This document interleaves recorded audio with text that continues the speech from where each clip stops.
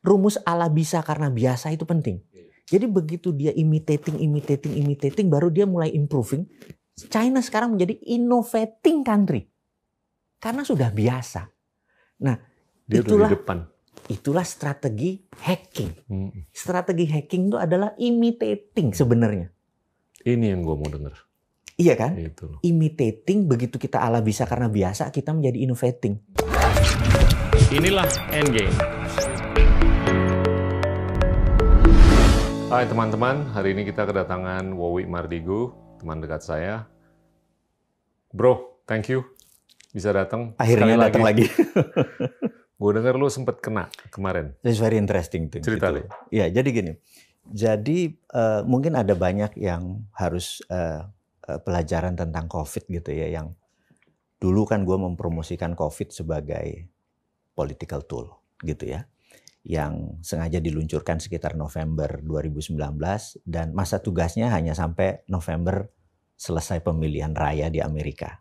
Jadi hanya 1 tahun COVID sebagai political tool. Setelah itu COVID menjadi pandemi seperti biasa. Jadi mungkin beritanya akan hilang seperti AIDS. Jadi AIDS-nya masih ada gitu. Nah nanti COVID ini beritanya makin lama makin, terutama di seluruh dunia. Dan sekarang berita di seluruh dunia semakin berkurang. Di Indonesia aja karena kita punya media sendiri gitu ya, cara bermedia. Nah yang menarik itu adalah gue nggak nyangka gue akan kena. Karena gue tahu bahwa COVID itu satu adalah deadly, ya, mematikan. Kalau boleh tahu kenanya gimana? Nah, jadi yang suatu hari kan steril nih di rumah nih. Ya. Jadi suatu hari cukup steril tuh karena hampir nggak keluar. Berapa kali kita mau ketemu aja nggak jadi gitu kan? Ya. Hampir 2 bulan di rumah. Nah istri gue ini kan punya hobi yaitu trekking. Jadi dia naik gunung segala macam, berdua, bertiga, nggak banyak, kurang dari 5 orang seminggu sekali. Selain udaranya seger dan lain sebagainya gitu. Nah suatu hari dia pulang seperti biasa, kita pulang seperti biasa. Nah ini pelajaran pertama nih. Kalau ada yang kena COVID, pastikan jangan menunda waktu untuk mengabari orang yang dalam waktu 24 jam berinteraksi dengan kita, segera untuk melakukan tes. Karena semakin cepat dia mengetahui, dia cuman mungkin menjadi orang yang tanpa gejala. Full vitamin aja langsung tanpa gejala. Nah, temen ini mungkin malu, mungkin segen. Dia hari ketiga, hari keempat baru ngabarin kita. Gitu. Nah, di sini kita secara fisik memang berbeda. Nah, ada lagi teman yang tracking sama istri tadi. Wah, kita bilang, wah ini telat nih gitu. Tapi ada berita buruk lagi. Di hari Kamis, Jumat, Sabtu, Minggu kita ada acara. Kita nih, ya kan? Yeah. Kan? Yeah. Waktu dites pertama di rumah itu belum bereaksi, masih negatif. Yeah. Tapi, nah gue udah full. Gue tuh taunya dari si Helmi. Dia nelpon malam-malam. Nah itu. Nah, malam tuh mulai panas dingin gitu ya. Udah timpa vitamin gitu. Kamis, Jumat, Sabtu, Minggu. Hari Minggu pulang. Kita tes. Senin keluarkan hasilnya karena kan ini pakai ada plus, dia ada masa pengendapan positif gitu kan. Nah langsung kabarin semua, jadi 200 orang yang ada sama kita beserta tim 17 ini beserta teman-teman kita semua kita kabarin gitu ya.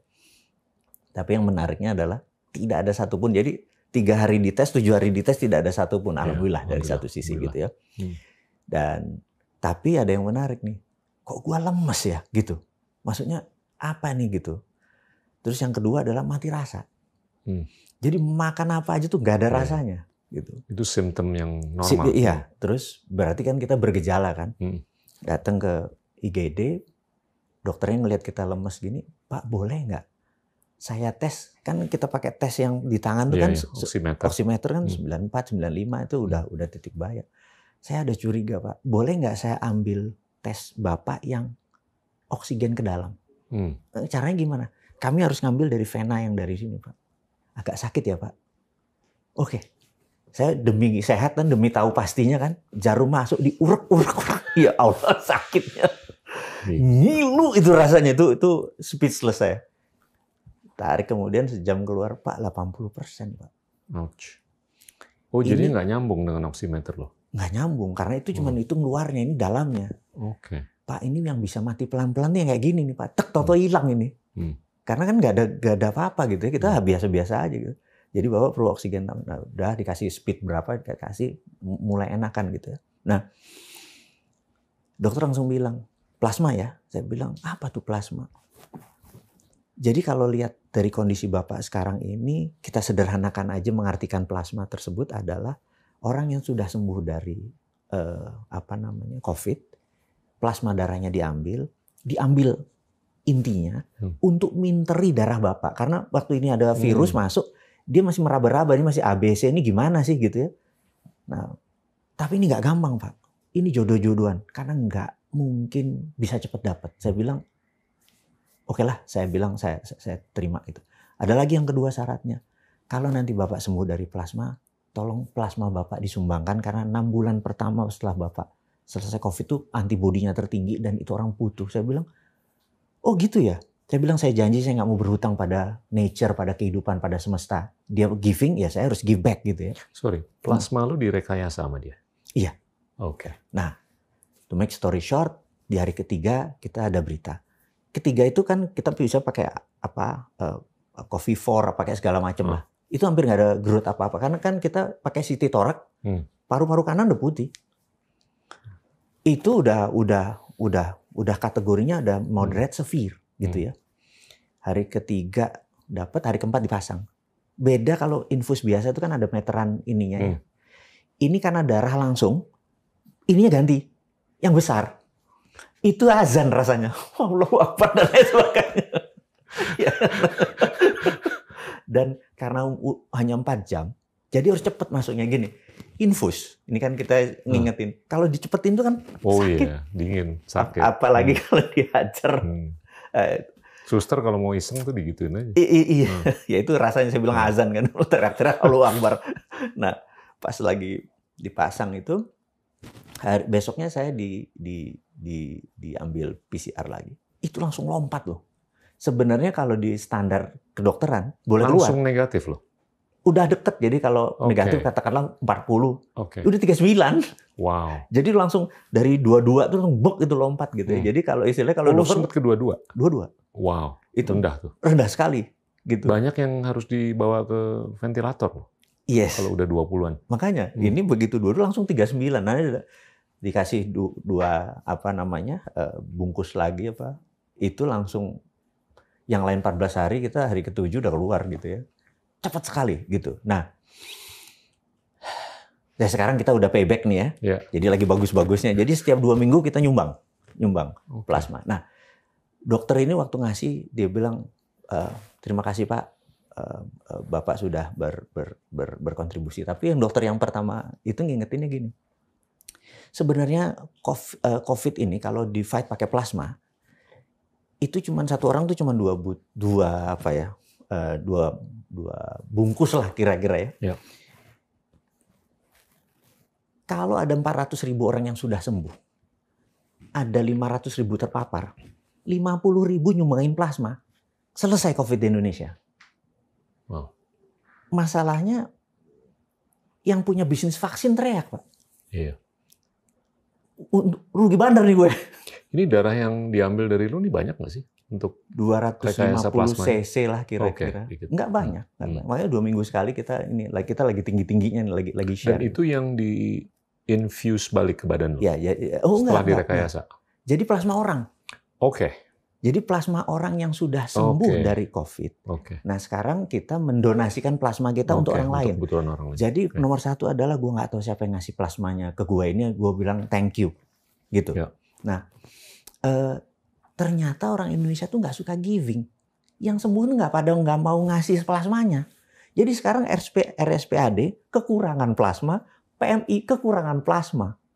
Wow. Itu yang kita bilang ada apa sama bangsa Indonesia. Padahal kalau kita kompak nih semua orang nyumbang yang udah sembuh dari, terutama yang less than 6 months gitu ya udah dinyatakan negatif, terus tes lagi dia 2 minggu kemudian nyata negatif, dia nyumbang itu selesai masalahnya. Kenapa yang dipromosikan vaksin? Mungkin kurang informasi kali. Karena setahu gue tuh Indonesia ranking untuk givingnya, infak, zakat. Harusnya. Tapi begitu darah kenapa nggak pada nyumbang? Nah, berarti mungkin kita ambil positifnya. Mungkin promosinya kurang. Iya. Jadi ada satu me talk nih, lagi me time di rumah sakit, opname kan nggak bisa apa-apa kan, berapa yang masuk tinggal nama, bener nggak? Iya. Can you imagine hari pertama dari rumah sakit, di dalam itu ngomong apa? Chance kita pulang nama kan gede banget. Iya. Rontok mentally.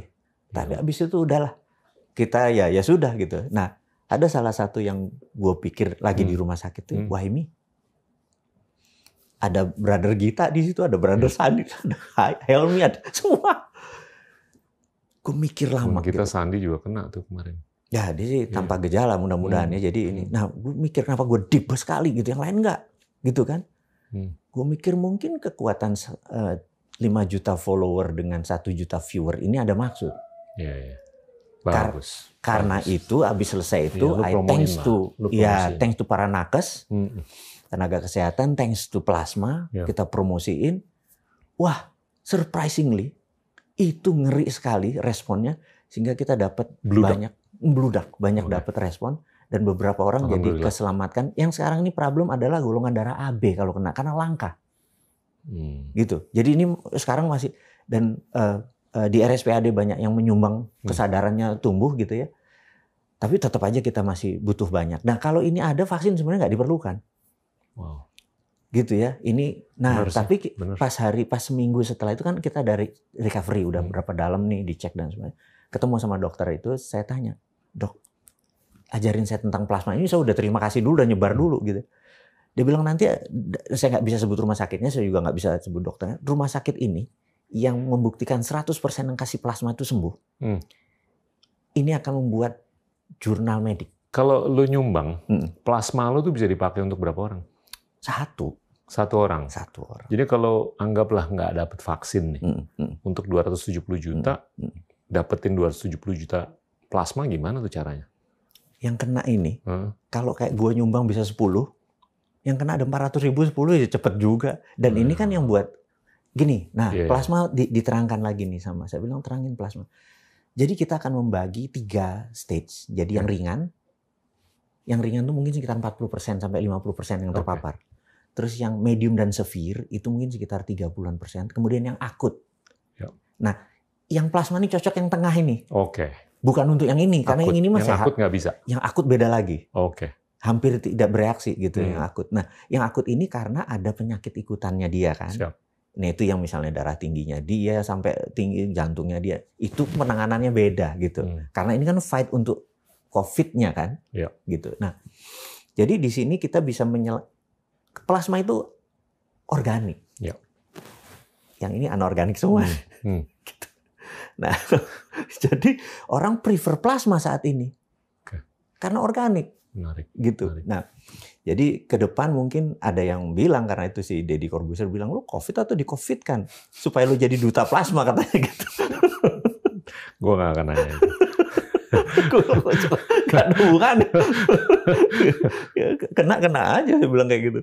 Terus, tapi ke depan bahwa ini sebenarnya ada alternatif solusi untuk plasma yang kita harapkan adalah mereka yang sembuh COVID atau yang kena COVID. Trump kena COVID disengaja dikasih tetes sedikit supaya antibodinya keluar. 3 hari udah sehat lagi gitu. Ya. Jadi tunggu dulu sebelum kita switch nih. Yang gue dengar untuk orang yang udah pulih, itu masih tetap ada beberapa symptoms atau gejala.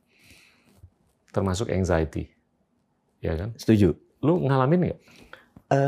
Episode seperti ada pasca itunya berbeda-beda. Pasca berbeda-beda sampai 6 minggu katanya. Nah, gua ini yang kena itu di rasa makanan. Jadi aftertaste-nya pahit. Itu yang nah, anxiety itu terjadi, maksudnya panic attack anxiety itu karena kita tahu bisa pulang nama nih. Can you imagine?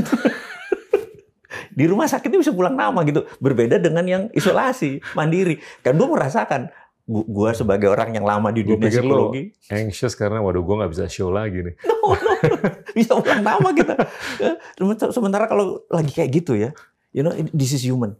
Yang kita lihat kan rekening akhirat kita. Jangan minus nih gue. Rekening akhirat minus. Gemeter juga. Habis itu langsung ingat dosa, ingat ini gitu kan. Nah, apa enggak? Ya anxiety keluar. panas dingin, kaki ini gelisah segala macam, tensi naik. Tapi lu nggak ada kan gitu? Sempet, karena kita human, brother, di level 80, terus begini, terus we don't know, bener nggak? Iya. Kan nggak bisa dijenguk, nggak bisa didatengin. Kita kan steril, terus sendirian di dalam ruangan ngomong sama siapa? Ngomong, ya Allah begini, Allah nggak jawab. Ya anakku nggak menjawab. Ada voice. Malaikat nggak ada voice. Bener nggak? Ya, tapi sekarang udah oke kan? Nah, udah nyumbang. Ya, oke. Berarti udah nyumbang itu ya bukan kita bilang antibodi kita bagus, karena dokter tetap bilang vitamin tetap, nyemur tetap gitu loh.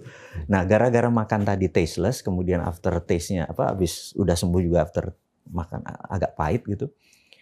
Itu yang menyebalkan, berat 2 minggu kurangnya 6 kilo gitu. Jadi baju celana kayak minjem semua. Makin keren. Jadi kelihatan menderitanya gitu kan. Kalau kemarin bisa jaim kita kan, ngasih nasihat ke pemerintah buat ini, dia wajar nih. Sekarang lu kelihatan susahnya gitu.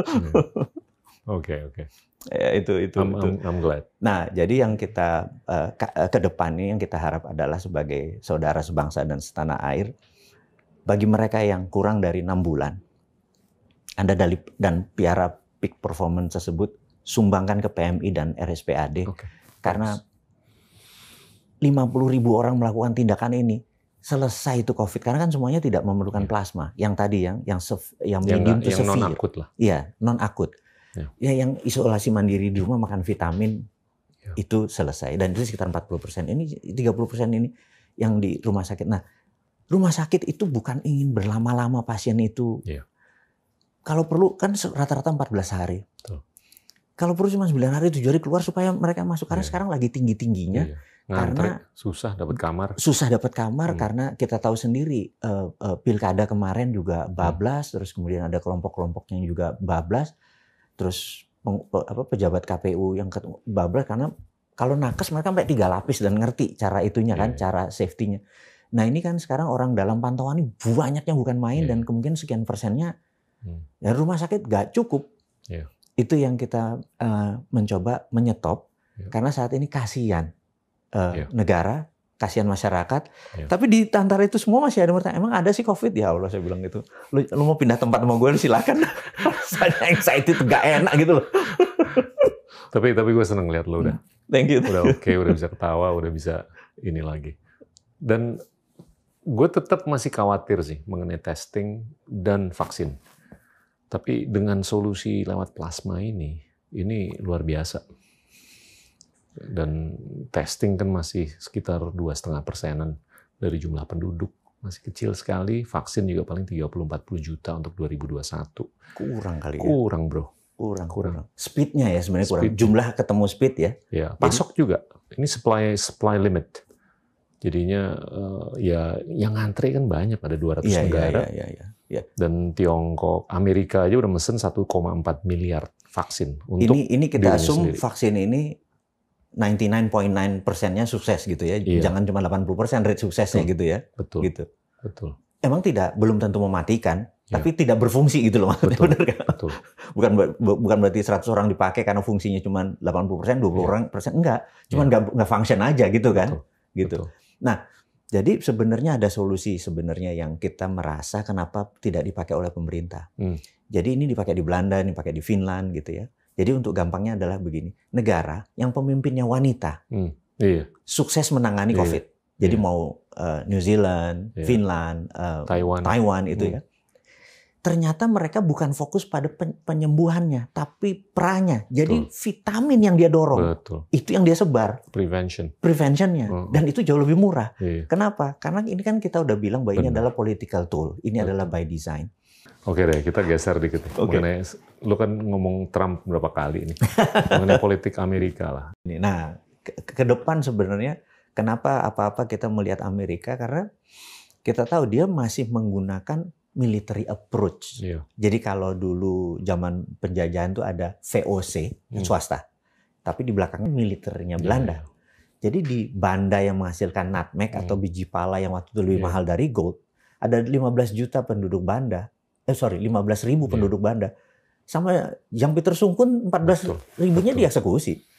Dan hebatnya VOC itu dia bisa memberdayakan prajurit dalam legislasinya. Nah, apapun untuk kepentingan komersil, termasuk pemberdayaan tentara. Karena itu VOC, asetnya kalau sekarang adalah Google, ditambah Amazon, ditambah Microsoft, ditambah Tesla gitu kan. Itu kayak VOC. Gila. Gila. Nah, dunia seperti pemimpin seperti Trump ini memungkinkan hal itu terjadi. Karena Amerika negara swasta kan. Nah, dipakailah militernya Amerika untuk menaklukkan sebuah negara dan rusak negara kita kalau gini, karena kita saat ini punya posisi tawar tapi tidak berani, nggak ada gut gitu, nggak ada biji kalau gue bilang kan, suka ekstrim.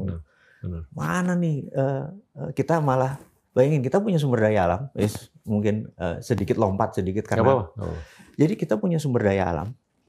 Sumber daya alam tuh versi gue nih gue bagi 3. Satu yang komoditi biasa atau yang seperti dolomit, CaCO3, kalsium karbonat, di mana abundant. Itu mungkin ya alat dagang deh. Tapi barang-barang yang berharga seperti gold, tembaga yang bisa jadi gold, ini adalah tambang strategis. Terus ada uranium, thorium, itu harusnya vital. Urusan yang strategis dan vital harusnya alat tawar, bukan alat dagang. Jadi nikel yang ada lateritnya dan sebagainya, ini harusnya alat tawar. Saat ini diperlakukan sebagai alat dagang. Kalau alat dagang, suatu hari cucu gue bilang, Eyang, dulu Indonesia punya nikel ya. Jawabnya gimana? Udah gone tuh? Gitu kan. Karena nggak akan tersisa. Tapi kalau dolomit, CaCO3 digali sampai 100 tahun di Indonesia masih ada terus gitu. Ribuan tahun mungkin masih ada. Tapi kalau benda berharga tadi yang strategik dan vital diperlakukan seperti ini, tapi dia dilindungi undang-undang, itu yang gue sebelnya gitu kan. Nah gue ini kembali lagi, kalau ini konstitusi ini adalah sebuah negara maju atau dewasa, gue tuh mau challenge sebenarnya. Gitu. Tapi sekarang gue challenge di MK, keputusannya mungkin menang gue sebagai challenge. Pemilihannya tetap pemerintah boleh melaksanakan tanpa harus keputusan MK itu nggak sesakti dulu lagi. Diubah juga undang-undang MK-nya. Sakti kali nih, kita bingung nih mau langkah. Gue challenge itu sebenarnya mau challenge banyak ya, yang gue challenge bukan untuk ngeledekin pemerintah. Tapi kita punya moral karena kita punya knowledge. Yuk kita duduk, kalau benefit dari alat tawar dengan alat dagang banyakkan prinsip kita, kenapa nggak pakai prinsip kita gitu ya. Gue nggak menentang pemerintah, gue juga nggak menentang pejabat. Gue cuma menentang knowledge-nya dia. Ya, jadi gue menentang tuh kebijakannya. Ini nyambung ke beberapa hal. Yang struktural adalah kalau kita nggak bisa berpikir bahwa itu menjadi alat tawar, ya yang harus diubah adalah kecerdasan kita. Kan? Oke, kan? That's interesting. Ya kan? Terus yang kedua tentunya ya mungkin sistem pengambilan keputusan. Ya kan? Sistem pengambilan keputusan itu kan berkorelasi dengan sistem politik. Gue beberapa kali ngomong bahwasanya multifragmentasi sistem politik di Indonesia itu yang menyebabkan kita tuh nggak terlalu bisa berpikir jangka panjang. Karena kita lebih terbelenggu oleh siklus 5 tahun. Ya kan? Kita nggak bisa mikir 50 tahun ke depan. Karena gimana nih supaya kita menang 5 tahun lagi? Ya kan? Nah, kalau di Tiongkok, single party. Di Singapura, satu partai yang dominan kan, menguasai ya mayoritas lah dari kuenya. Jadi dia bisa berpikir jangka panjang. Walaupun ada dikotomi antara partai yang dominan dengan partai yang non-dominan, dua-duanya setuju bahwa climate change itu harus diatasi. Kalau di beberapa negara yang lain ada yang percaya climate change, ada yang nggak percaya climate change. Itu kan lebih susah kan. Begitu yang ini berkuasa bubar. Iya kan, ada yang percaya bahwa buminya rata, ada yang percaya buminya bulat. Nah itu semakin sulit tuh. Dan ini terjadi di Indonesia gitu ya? Ya, gue nggak ngomong begitu. Tapi bahwa kalau partai nanti bumi hal rata seperti itu aja belum selesai, gimana lo lu bisa mikir apa yang relevan 50 tahun ke depan? Jadi harus apa yang kita lakukan ya? Ya kalau menurut gue harus ada konsolidasi dalam pengambilan keputusan supaya streamline dan efisien pengambilan keputusan. Nah kalau udah streamline, kita bisa mikir tuh 50 tahun ke depan. Dan ya kalau emang kita harus lebih mencerdaskan diri, kita lebih bisa memberdayakan hal-hal tadi untuk atau sebagai alat tawar. Kalau kita mulai dari ini gimana? Gini, ada sebuah anak gua, nomor 3 ini nanya. Karena kan gue termasuk yang mengkritik setelah tahun 98 itu pelajaran pendidikan moral Pancasila, P4, dulu malah ada penataran, itu kan hampir nggak ada. Jadi reformasi ini punya buah yang pahit sekali, yaitu berkurangnya kesadaran anak-anak bernegara. Ya. Jadi rasa patriotisme, nasionalisme itu berkurang jauh sekali gitu. Kita cuma ada tahu liberal, demokrasi gitu ya, tapi kemilitannya itu tidak ada gitu ya. Jadi kalau kita bilang TikTok itu bisa menjadi tool intelijen, maka kita harus hati-hati gitu. Mereka bilang, kenapa TikTok seru kok? Di mana intelijennya gitu ya? Kita kaget segitu naifnya. TikTok, Instagram, Facebook, semuanya udah terbukti. Sudah terbukti bisa jadi tool. Alat yang bisa memanipulasi psikologi manusia. Iya kan? Dia bisa ngehack otak orang yang tadinya A bisa jadi B. Dan itu dengan sengaja. Iya kan? Iya. Jadi begitu kita ngelihat mobil di YouTube, mobil, tahu-tahu iklan mobil semua masuk ke kita. Kita pindah cewek cantik, semua cewek cantik masuk ke kita gitu. Kalau untung masuk ke kita, kalau masuk ke bini kita bubar gitu. Dan jadi pokoknya gitu loh. Jadi kepokokean. Tinggi sekali. Gara-gara manipulasi psikologi. Akhirnya dia kayak new religion gitu ya, lebih fanatik itu daripada ini. Nah, mereka nggak sadar bahwa karena memang tidak mengerti, tidak ada pelajaran bernegaranya kurang gitu ya. Nah, sehingga anak gue yang nomor 3 tuh nanya dia pas pelajaran tentang sejarah gitu. Ayah, bentuk negara di Indonesia itu apa? Gitu. Dia bilang, yang kamu tahu presidensial. Saya bilang, enggak. Udah bukan presidensial, sekarang parlementer sejak 2002. Dia bingung lagi kok. Sekarang ini yang menentukan adalah legislatif dulu, baru eksekutif. Jadi sekarang ini tidak ada lagi presidensial di Indonesia. Udah parlementer. Nah, karena itu ada, tapi bobot pengambilan keputusannya di parlemen maksudnya. Parlemen itu kan yang saya bilang bahwa. Nah, sekarang berapa orang yang sadar? Tapi kan jurisdiksi pemimpin eksekutif kan cukup luas loh. Setelah negosiasi, karena itu yang jadi presiden selalu berat. Karena sekali lagi boro-boro dia mikir negara, karena si legislatif tadi berpikir yang 5 tahunan. Yang kepala negara mungkin berpikir 30 tahun, 30 tahun, 50 tahun, 100 tahun. Ini 55 tahun lagi gimana berkuasa. Inilah akhirnya porsinya dibagi terus. Tapi mungkin lebih karena fragmentasi di legislatif. Setuju. Kalau di legislatifnya cuma 2 atau 3 atau 4, itu kan lebih gampang. Atau gini deh. Iya nggak, pengambilan keputusan. Apalagi yang bersifat jangka panjang. Gimana kalau sekarang untuk membuktikan pemerintah Indonesia itu presidensial, bukan parlementer, bentuk negara. Tidak ada threshold untuk jadi presiden. Jadi semua orang bisa. Gitu. Tapi susah juga, karena budget itu harus di-approve oleh legislatif. Legislatif segalanya kan. Dompetnya tuh ukurannya diukur dan diputusin oleh legislatif. Itu balik lagi bahwa kita adalah parlementer. Betul, tapi kalau yang di legislatif itu banyak warnanya, itu poin gue. Fragmentasinya tuh terlalu banyak. Tapi kalau ada satu yang ngontrol, anggaplah 70%, dan yang satu itu pemimpinnya atau kepemimpinan itu bisa mikir apa yang relevan untuk 50 tahun ke depan. Keren. Berarti satu, kita perlu pemimpin visioner. 2, kita perlu pemimpin strong dukungan politiknya, seperti tadi legislatifnya gitu ya. Ada nggak itu orang kayak gitu? Ya ada lah, kita harus berdoa. Kan? Jadi mudah-mudahan Pak Jokowi 2024 dia lengser ke Prabon, jadi pandito ngurusin partai satu tapi partainya dia yang besar banget gitu ya. Iya, itu salah satu skenario yang memungkinkan.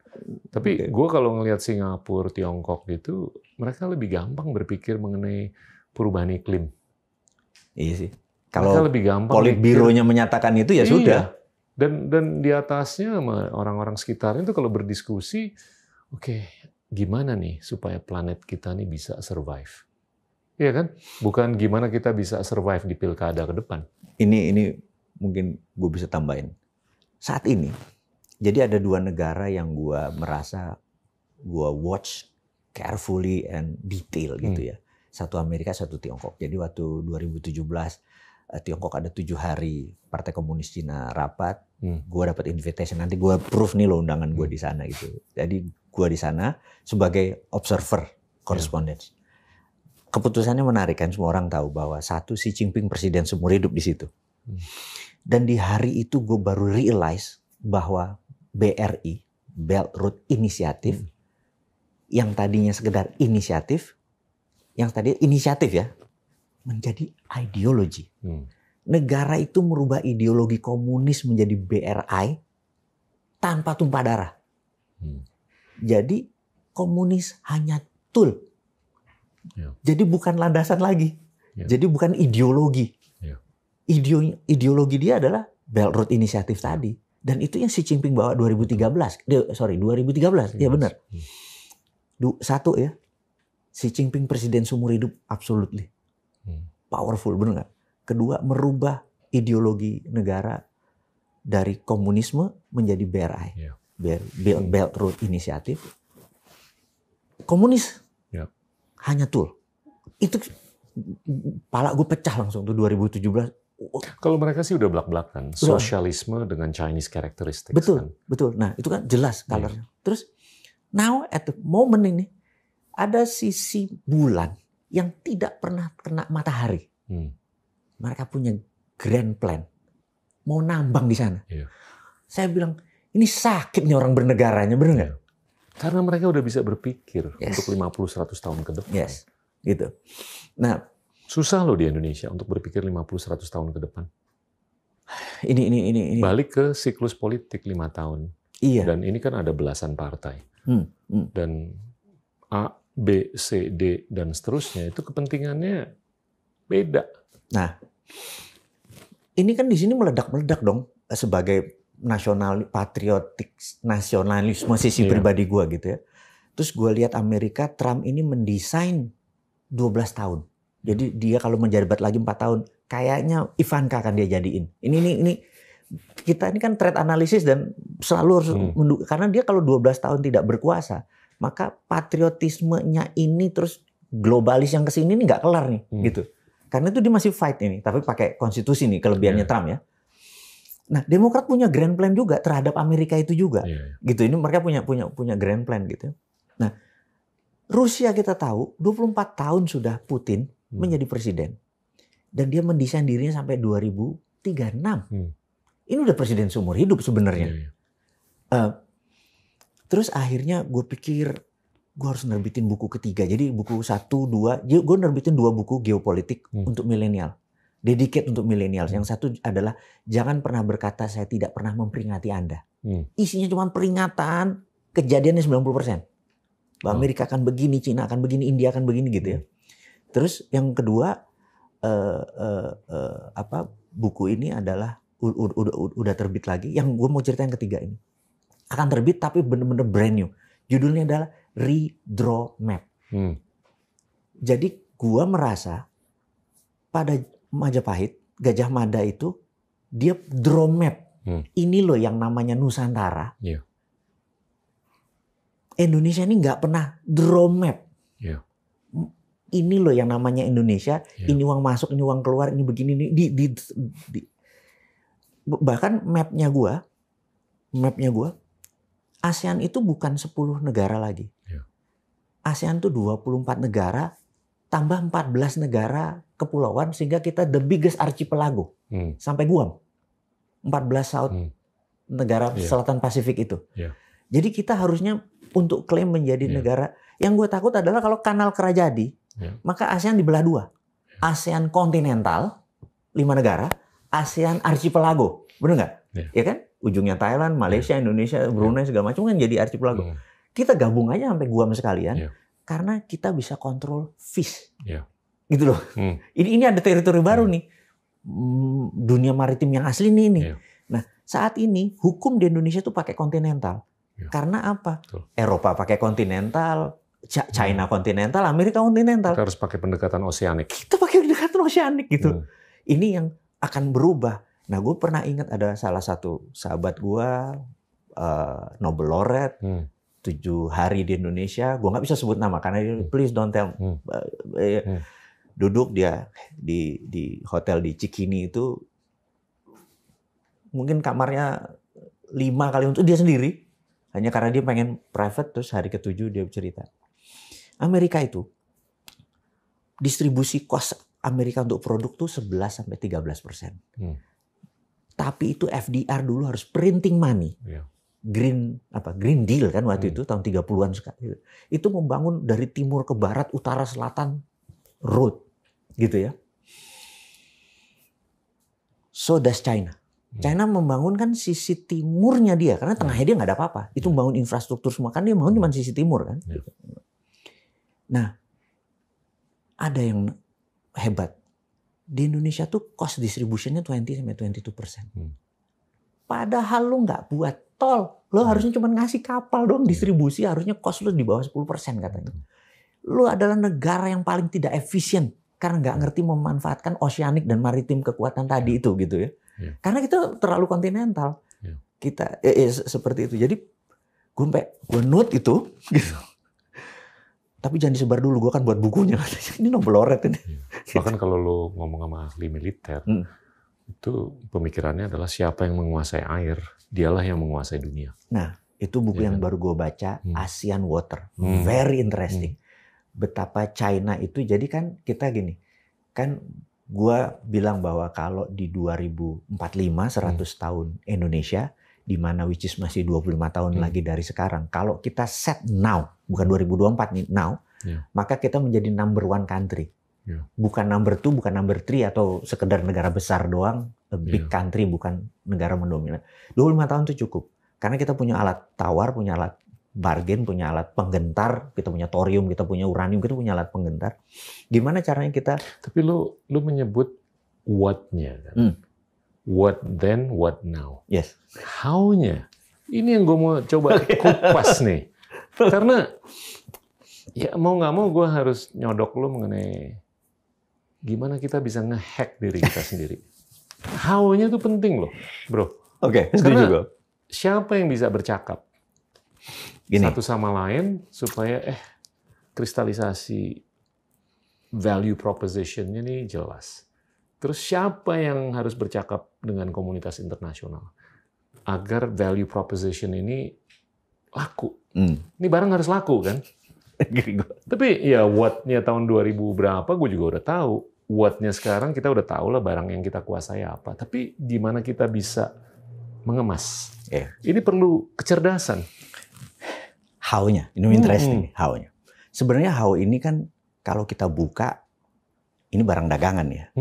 Tapi sekali lagi, mungkin kita satu-satunya orang yang kita challenge, kita ngasih tahu how-nya duluan, sehingga kita harap ada how-how yang lain muncul, benar nggak? Oke, gitu ya. Jadi nomor 1 untuk menjadi negara besar atau apa tadi, superpower country, kita harus ada yang kita dominate. Itu rule number 1. How-nya ya. Ini kan kita bicara how nih. Kayak kita tanya, siapa yang mendominasi militer di dunia ini? Maka who's the winner? Kan the winner takes all, Amerika, gitu. Siapa yang mendominasi trade, perdagangan? Semua orang bilang Tiongkok gitu ya. Gue nggak nyebut China karena Chinese atau Cina itu ras. Jadi gue bukan anti ras. Gue selalu nyebut Tiongkok. Gue selalu nyebut Tiongkok karena ini udah sebuah negara gitu ya. Nah, kemudian siapa yang mendominasi distribusi pelabuhan, peti kemas? Tiongkok, gitu. Karena itu dia water itu dia udah kuasai ternyata. To my surprise, kaget gue mau di Portugal, kayak mau di Afrika, segala macam semua itu pelabuhan mereka yang handle. Port Kelang Malaysia, bener nggak? Port Kelang ya, Hutchison. Itu kan itu saya bilang wah gila nih gitu. Terus siapa yang mendominasi kosmetik dan beauty? Itu kan Korea Selatan gitu ya. Siapa yang mendominasi otak kita saat ini digantikan dengan artificial ide segala macam? Hollywood gitu. Masih Amerika sebenarnya gitu. Dengan sosmednya segala macam, internetnya gitu ya. Terus Indonesia mau mendominasi dari mana? Itu kan apa yang mau didominasi gitu loh, gitu. Nah, gue ingin membuat bursa tanah jarang. Kita tahu ada bursa hard commodity seperti gold, precious metal udah ada. Tapi tanah jarang ini kan uranium di situ, thorium di situ sebagai bisa ledak nuklir dan lain sebagainya. Bursa tanah jarangnya belum ada dan di Indonesia bisa buat bursa. Jadi gini, kalau kita nggak bisa buat bursa, kita iya ini masih what-nya nih. Oke. How-nya. How itu kan manusianya kan? Harus ada storyteller, harus ada negotiator, harus ada eksekutor. Iya kan? Bapak bangsa yang ngayomi ngasih ide. Kayak gini kok. Kalau setiap orang berpikir kayak lo, gampang nih. Iya kan? Apalagi tujuannya satu lah. Oke, good. Sekarang tujuannya beda karena ngimpinya beda nih tiap orang. Orang kita tidur di satu kasur mimpinya beda. Iya. Nah, lu kan punya business hack yang sangat populer. Oke. Gimana lu nge-hack bisnis. Dan evolusi manusia ini kan sebetulnya peristiwa hacking. Iya kan? Ada letupan volcano, ada tsunami, terus ada perubahan cuaca. Otak kita tuh kognisinya tuh menyesuaikan kan. Bisa makin pinter atau biasa-biasa aja. Nah itu gimana? Nah gue coba mau nge-push nih ya. Karena kedepannya ini bakal terjadi interseksi antara artificial intelligence itu biological thing dan biological thing. Ya kan? Di mana lu bisa mengrekayasa jadi kecerdasan lu secara atau dengan teknologi atau sel-sel lu tuh bisa direkayasa. Saat ini kita mempromosikan artificial intelligence, artinya itu di luar human. Iya. Agree kan? Betul. Ini sebuah alat di luar human. Kenapa nggak kita human-nya yang kita naikkan? Iya. Kita hack human-nya gitu. Iya. Ini agak challenging, tapi gue pengen tahu aja. Karena gimana kita bisa nyusul Korea Selatan, Tiongkok, Jepang, Israel, Amerika, Jerman. Kalau Jerman tuh udah cukup piawai lah dalam synthetic biology. Gua ingat tentang gimana dia bisa memberdayakan genetics atau genomics supaya genes lo tuh yang pinter aja yang ada, yang nggak pinter diedit, di-delete. Di zamannya Hitler, Hitler ini membunuh 25.000 orang retarded dan cacat. Itu satu. Yang kedua, yang ditaruh di garis depan adalah orang-orang yang tidak pinter, yang matanya tidak biru dan hijau dan tidak pirang.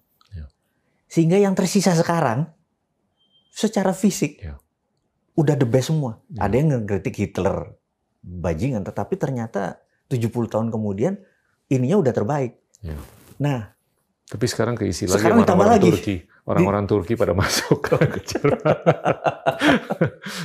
Sama orang Indonesia juga banyak di sana.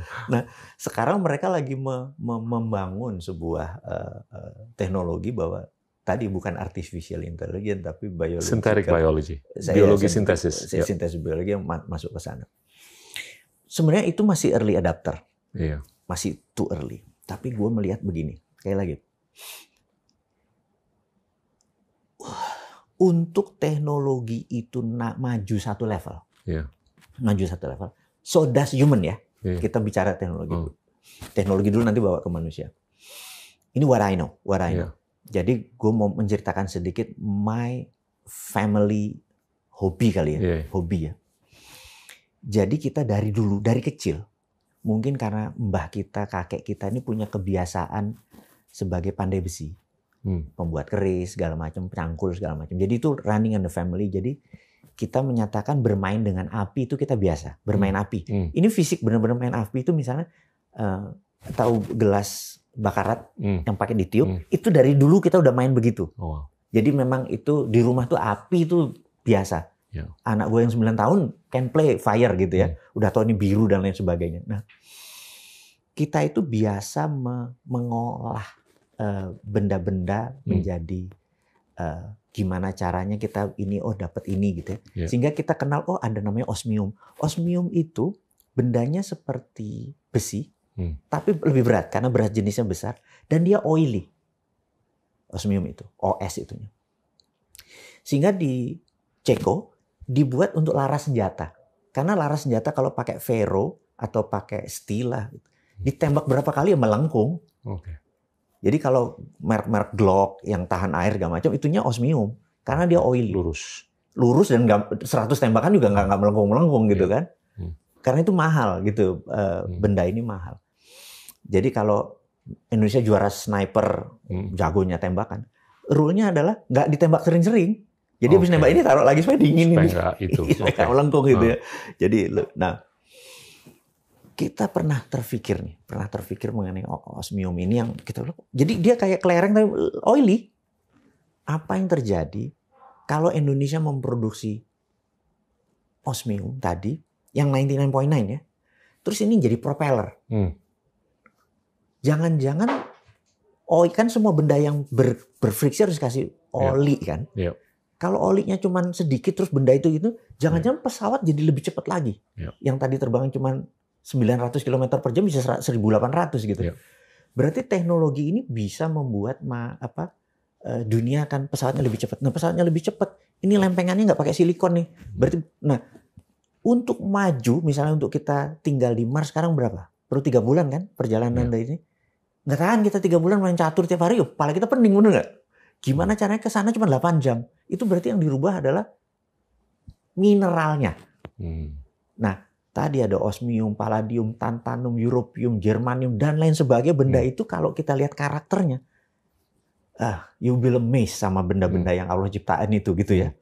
Jadi 130 unsur periodik itu kalau benda-benda yang logam tadi yang sebelah kanan bawah itu yang saya bilang rare earth tadi, waktu kita mainin itu, kita pernah terpikir itu. Nah, proses ini kita mainan rumahan.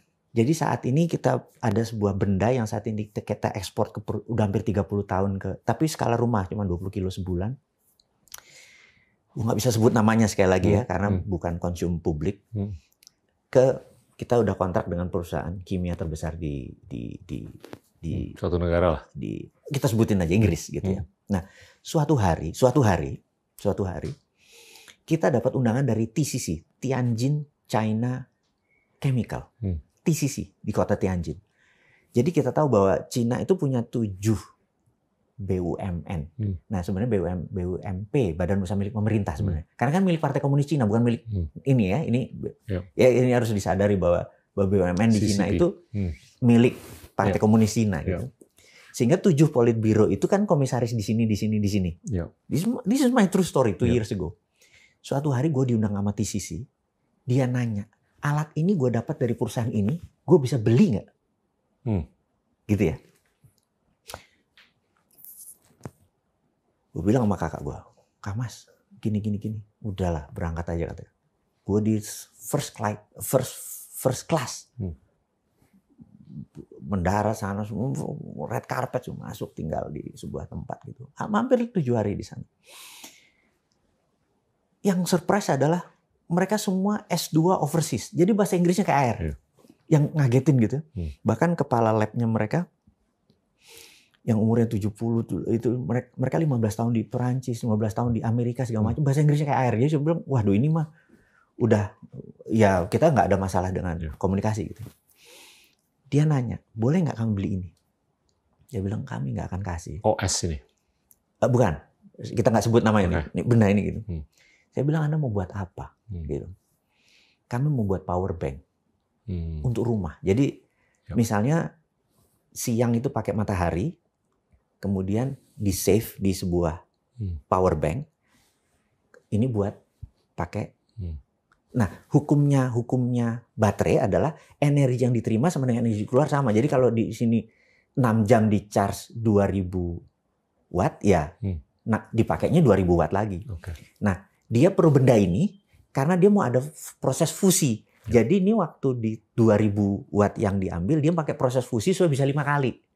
Jadi cuma 2 jam di charge untuk 22 jam. Kan harusnya 2 jam untuk 2 jam. Dia mau ada proses fusi. Nah benda ini nanti untuk rumahan sekitar 5.000 watt, yang kami jual 14.000 rupiah. 14 juta rupiah. Brother, kalau 14 juta rupiah dibeli, PLN bubar. Iya. Mending PLN bubar. Itu yang namanya kabel-kabel itu udah nggak perlu dipakai lagi, udah nggak ada lagi. Udah nggak perlu lagi. Terus dia bilang, kami boleh nggak beli alat ini? Beli mineral ini. Logikanya begini, mineral yang bentuknya ganjil. Ini misalnya uranium 237 gitu. Dia radioaktif. Kalau 238 atau 236 dia diem. Karena genap. Ya. Ini genap. Tapi tidak mengandung radioaktif, tetapi benda ini kok lo bisa buat genap? Itu pertanyaan dia. Sekali lagi ini teknologi rumahan, kampungan, tapi 30 tahun sudah dipakai di Inggris gitu ya. Yang pertanyaan saya, lo dapat dari mana? We steal it. Jadi bukan. Iya. Nge-hack. Nah itu yang gue mau ngomongin. Mereka nge-hack data itu. Mereka bilang kok ini bisa buat. Dapatnya dari mana? Nyambung ke kita. Oke, kita. Tapi ini kita selama 30 tahun kakakku tidak memutuskan ini komersial besar, hanya 20 kilo sebulan. Sekali lagi ya, nggak besar. Terus karena idenya agak humanis. Ini kan humanis nih, bukan alat perang. Gue tergoda juga gitu. Nah, terus ini cerita dikit. Boleh nggak gue beli? Gue telepon Kang Mas gini. Enggak. Terus gimana, gue dari depan begini, lo cari tahu lebih lanjut lagi. Dia bilang kami nggak bisa. Terus gini, pemimpin kami tertinggi akan datang. Saya bilang siapa dia gitu. Pemimpin tertinggi itu siapa? Dia nggak sebut namanya. Tapi kan mereka tuh misalnya China tertinggi itu kalau nggak salah bank ya. Dalam konteks apa nih? Materi secara jumlah. Kalau nggak salah itu yang Xi Jinping. Jadi ini komisarisnya dari Seven Politburo itu yang megang duit kan bank. China nuklir, China power itu segala macam itu ada 7.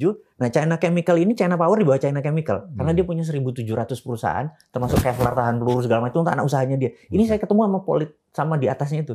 Ketemu bener-bener ngetopnya itu kan. Terus dia bilang, nah tapi nggak bisa makan di luar. Jadi di lantai 52 itu dijadiin restoran sama dia, chef segala macam datang. Nah di sana tuh punya tradisi. Kalau orang yang duduk di sisi utara, itu tamu kehormatan. Nah, lu di utara? Di utara.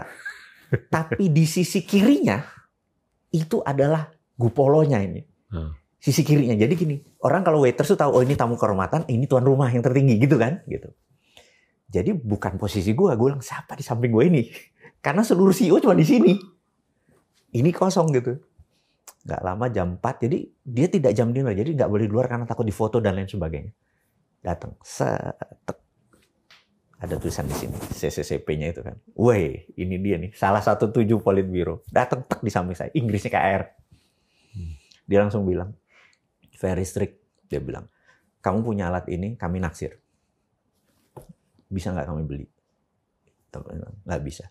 Tapi kalau lo mau buat pabrik di Indonesia, kita supply. NKRI kita keluar dong. Dia ngomong lagi panjang. Gue nggak pernah deal kayak gini sama orang kayak lo, kata gitu. Terus saya bertanya. Dia nggak mau bangun pabrik di sini? Nggak. Kenapa? Karena di Cina lagi butuh barang itu kan, dia mau pindahin energi Cina. Kan Cina saat ini bergantung pada Timur Tengah untuk fossil oil, untuk hidup energi dia. Bergantung pada batu bara. Dia mau di Cina dulu. Dia mau memutus banyak hal gitu ya. Dan dia bilang, boleh nggak kami tahu teknologi ini gimana ngebuatnya? Itu yang gue ceritain tadi bahwa dia tahu hydrocracker, nge-hack pakai hydro, bener nggak? Jadi kita tahu bahwa teknologi penambangan dan proses penambangan benda dari alam diambil jadi mineral diproses sampai 99.9 dengan refine gitu, di refining pakai anoda katoda gitu. Jadi biasanya teknologi barat, which is China juga pakai teknologinya, adalah barang ditambang, di leaching, dikasih air, kemudian dibakar di smelter, kemudian dimasukkan air lagi, di refine, kemudian dibakar lagi jadi solid gitu kan. Jadi prosesnya adalah hydro, pyro atau api, hydro lagi air, pyro lagi, terus terakhir baru air, baru terakhir untuk jadi solid atau sekedar jadi oxide gitu ya. Pyro lagi. Nah, teknik kami pyronya di depan. Karena sifat air memisahkan, sifatnya api menyatukan. Jadi kami satukan dulu, karena itu kami nggak ada waste. Itu 2 kepala labnya bilang, I've been searching this for 50 years. I just understand now. Wow. Terus dia bilang, tapi gue nggak ngerti juga caranya karena dia perlu waktu yang panjang, bener nggak? Tapi penting dia understand dulu bahwa saat ini kita, dia bilang ini tradisi Indonesia karena itu dari Indonesia dari dulu budaya kami adalah budaya api. Kita bilang gitu. So this is interesting. Dia malah nanya tentang sejarah. Nah, jadi makan itu sampai jam 8 malam kita masih diskusi. Tapi ada satu hal yang menarik. Jadi gue ini dimanja. Ini gue cerita nggak apa ya panjang ya. Karena sore kan gue jogging kan. Jam 4 sore. Can you imagine brother? Setiap pohon di kota Tianjin itu ada chipnya. Iya. Ini chip apaan? Bener nggak? Oke. Jadi kesempatan ngomong sama one of the 7 Politburo kan sebuah honor gitu ya. Gue kasih lihat nanti foto-fotonya gue di sana.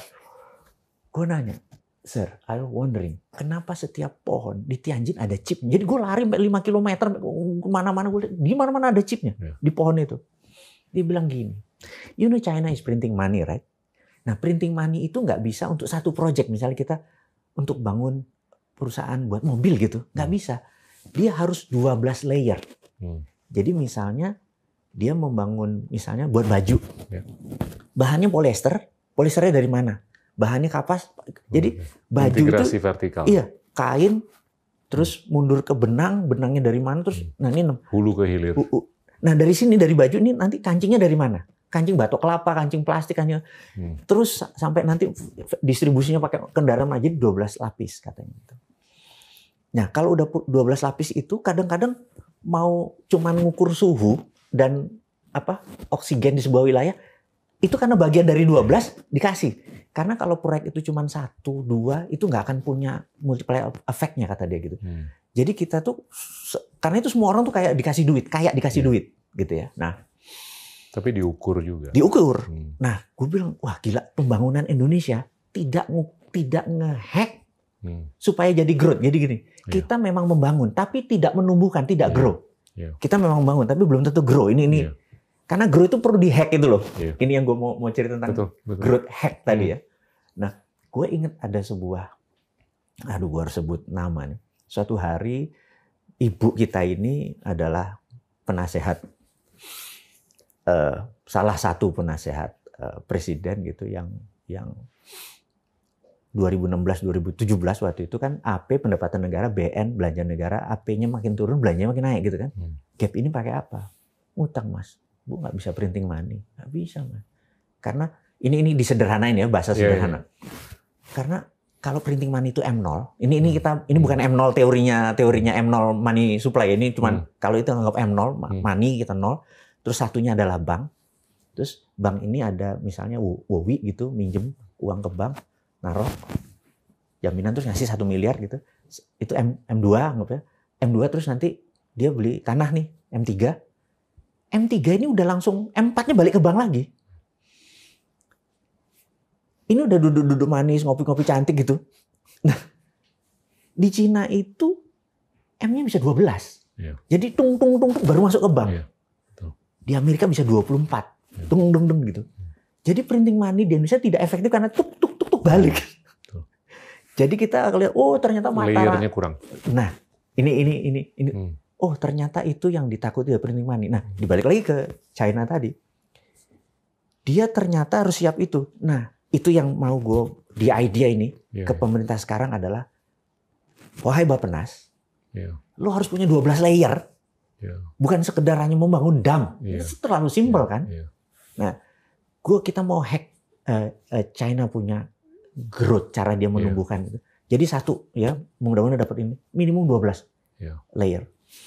Dan habis itu printing money nggak apa-apa, ya kan? Nah, terus to make story short, kunjungan ke mereka tadi adalah, gue tahu Indonesia punya budaya logam tinggi, gitu. Kita akan diskusi ini lebih lagi. Terus dia sangat minat, tapi kakak gue confirm, dia bangun pabrik di sini kita supply, gitu. Ini kita ngotot. It's 2 years ago. You know what, brother? Setiap gue ulang tahun ada hadiah. Gini gue ulang tahun ada anak gue ulang tahun. Gue bilang gila lu. Dia tahu anak gue kapan lu. And macam-macam bro, macam-macam. Kadang gue dikasih Segway, dikasih go-kart. Can you imagine? Gila nih, dia nge-hack data gue dari mana? Setiap ulang tahun. Masuk ulang tahun hari itu gue dapet. Dan mereka maintain the relationship. Ada satu orang khusus. Berarti kan gila, kita terlanjang banget nih data ini. Itu yang gue mau cerita, bahwa betapa mereka udah nge-hack kita semua. Gue siapa sih, bener nggak? Nge-hack kita semua. Tapi dia sampai sekarang nggak tahu di mana alamat pabrik ini. Tetap aja kita masih ada shadow-nya kan. Tapi kalau balik ke poin lo yang tadi, itu kan ujung-ujungnya itu terkait dengan industrialisasi. Dan industrialisasi itu adalah vertikalisasi integrasi kan. Jadi kalau lo bikin baju, ya bahannya lo juga yang bikin. Lo ini beli dari luar. Gue lagi berhadapan sama mantan menteri perdagangan. Jadinya budaya dagang di dalam negeri itu terlalu kental. Budaya produksinya kurang. Jadi kalau lo mau menambahkan lapisan dari 4 menjadi 12 atau 24, ya lo harus melakukan vertical integration. Jadi kalau lu bikin celana atau baju, ya kenapa bahan raw materialnya government. Ya enggak, itu tergantung sistem pendanaan kan. Iya. Di sini sebetulnya banyak yang mau bikin pabrik untuk raw material, untuk bikin sepatu lo, untuk celana lo, baju lo dan segalanya, untuk bikin kancing dan segalanya. Tapi karena nggak ada pendanaan secukupnya, ya udahlah kita beli aja dari luar. Toh juga lebih murah daripada bikin sendiri. Sementara memang lebih murah. Agree ya? Lebih murah karena memang produktivitas di luar tuh lebih tinggi daripada di sini. Nah, kita bisa meningkatkan produktivitas kalau memang dananya mencukupi supaya kita belajar. Nah, ini balik lagi, gimana supaya kita tuh lebih produktif, lebih cerdas, lebih efisien, lebih efektif. Kita ambil bahasa populis untuk tidak masuk ke sekolahan. Tadi kan contoh-contohnya adalah contoh-contoh lapangan ya. Iya. Gue kasih mungkin 2 cerita lagi di China. Jadi mungkin gue udah pernah cerita gue buat hotel. By the way, ini gue cut sedikit aja. Tamu kita beberapa waktu yang lalu itu kan menggarisbawahi perbedaan sistem yang ada di Tiongkok sama di Amerika. Di Amerika ini terlalu kental dengan plutokrasi. Sedangkan di orang China, kaya yang mau mengawali pemerintahan ya, plutokrasi, biar paham nih teman-teman. Dan di Tiongkok itu lebih kental dengan meritokrasi. Dan dari sudut pandang itu aja kelihatan mana yang bakal berkesinambungan, ya kan? Dan Tiongkok tuh udah bisa membuktikan diri sebagai meritokrasi yang bisa mengambil keputusan yang lebih jangka panjang dan jernih. Ya kan? Sorry. Terus. Nah, anggap kita sekarang adalah anak kecil yang masih kecil, masih balita. Indonesia masih bisa dibentuk dengan apapun. Jadi lebih baik kita ngajarin pakai contoh-contoh praktis supaya teman-teman pejabat atau generasi milenial yang nonton acara kita ini terinspirasi. Karena gue tahu ada sebuah pepatah, guru yang baik dia mengajarkan, guru yang lebih baik dia mendemonstrasikan, tapi a master dia menginspirasi. Sifu. Jadi kita mengharapkan ini, saya duduk dengan seorang master. Enggak, lo masternya.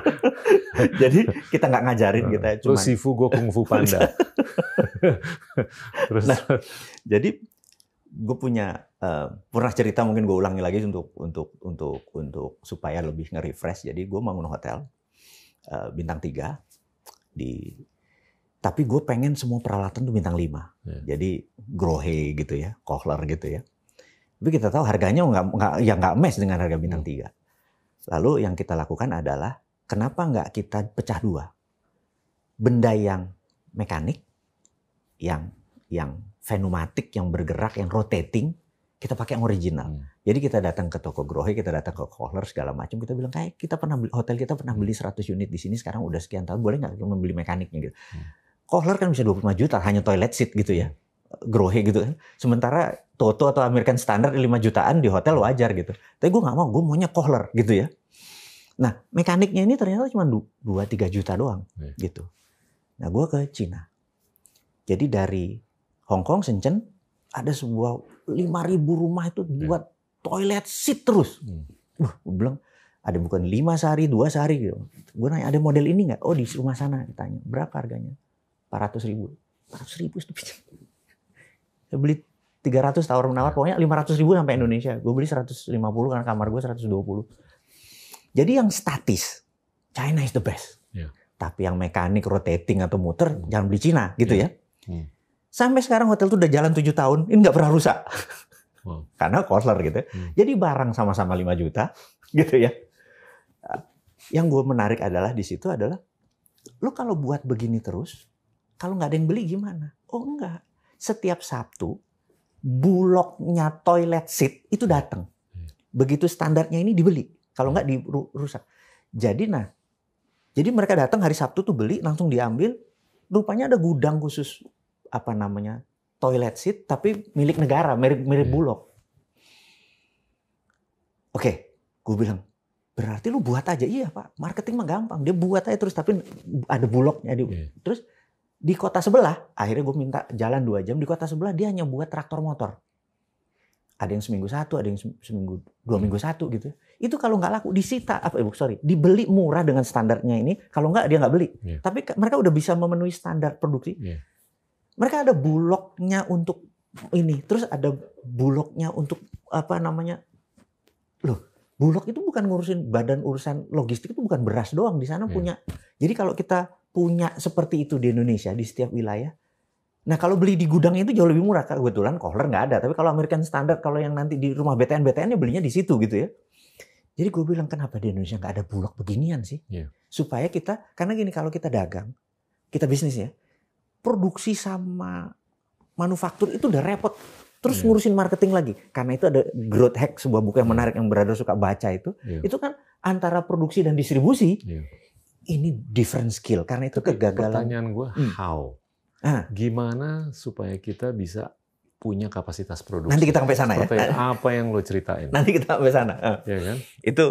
Itu karena gimana kita bisa bikin saniter atau produk saniter secanggih apa yang lo udah beli, sekeren seperti dan semurah dan gitu lu kan selalu kan ya, gue juga pernah lah ke sana. Itu gue bingung kok barang yang bagus bisa harganya cuman VI ecek-ecek banget kan, dimana kalau lo belanja di sini gitu kok bedanya.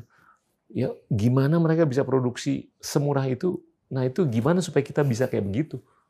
Bisa. Kecuali kalau kita mau beli aja, mau dagang aja. Tapi gini loh, resikonya jangka panjang. Mungkin nggak terlalu panjang. Ini kan konsumsi domestiknya Tiongkok ini kan semakin gede. Dan ada loh kemungkinan mereka tuh nggak bisa produksi cukup untuk dirinya sendiri. Nah kalau itu kejadian, kita bakal celeng. Karena kita harus bisa produksi untuk diri kita sendiri. Itu sebentar lagi terjadi. Ini yang gue mau. Ini berkorelasi dengan kecerdasan, kualitas pendidikan, kuantitas pendidikan, dan segalanya. Okay. Kita mau mulai dari mana? Ini harus dihack. Kita mau dihack. Nah, gini ya. Gue pernah kepikir bahwa benda ini sekali lagi gue sebagai orang yang punya sisi lain bermain di api dan mineral, ini punya sisi lain. Gue pernah berpikir bahwa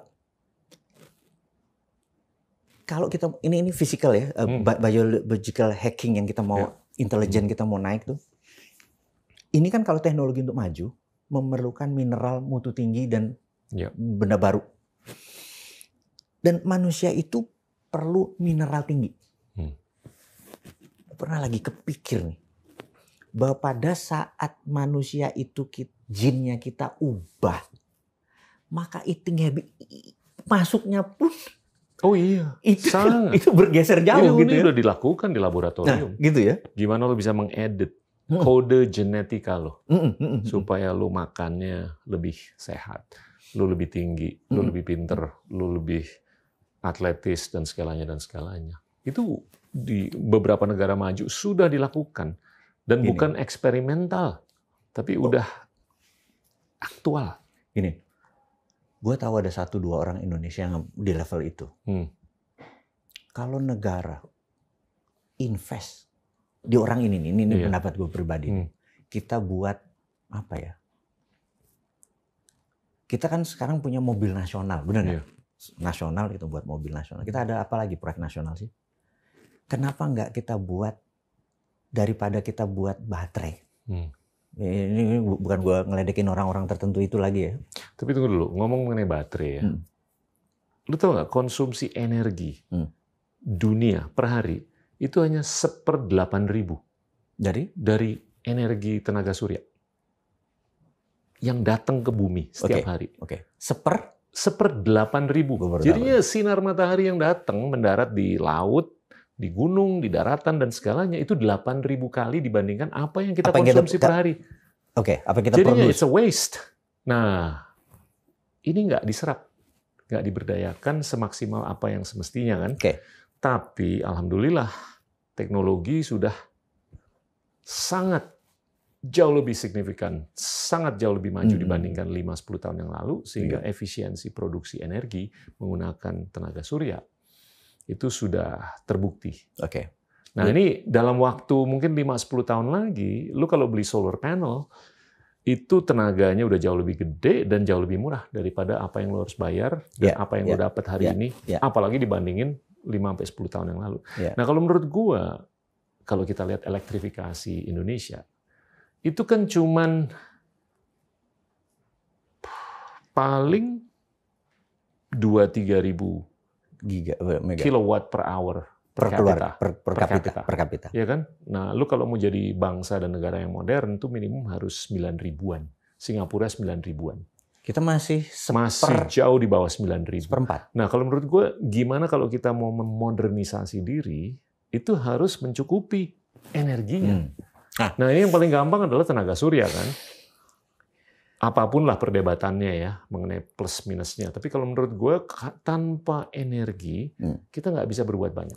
Itu yang gue merasa heran waktu keputusan baterai nasional itu untuk kendaraan. Kenapa nggak? Apa? Kenapa untuk housing? Karena energi itu dibutuhkan untuk apapun yang kita mau lakukan. Iya kan?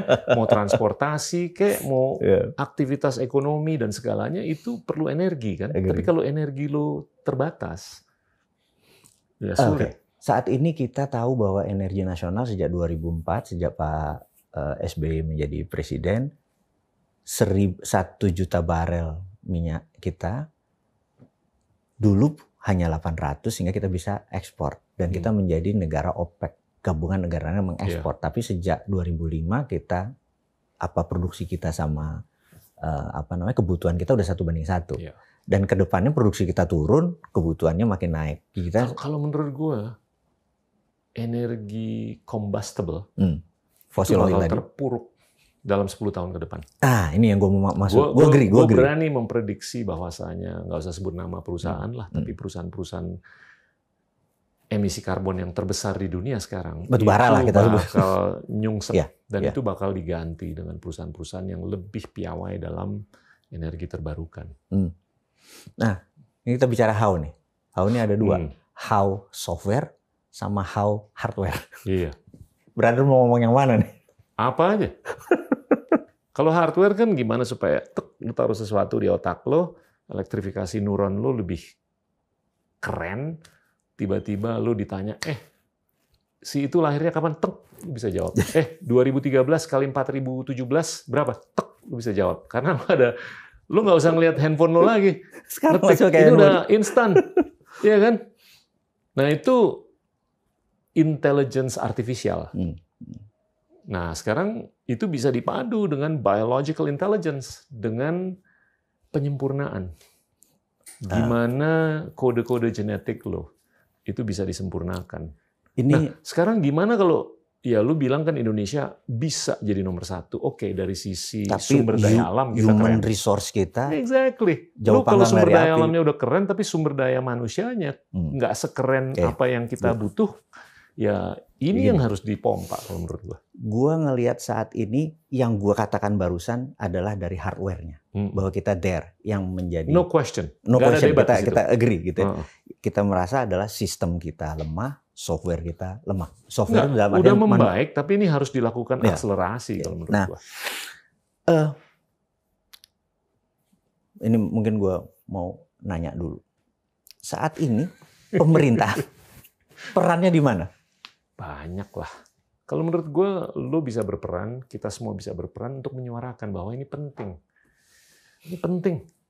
Revolusi mental 6 tahun berjalan harusnya memproduksi manusia unggul kan?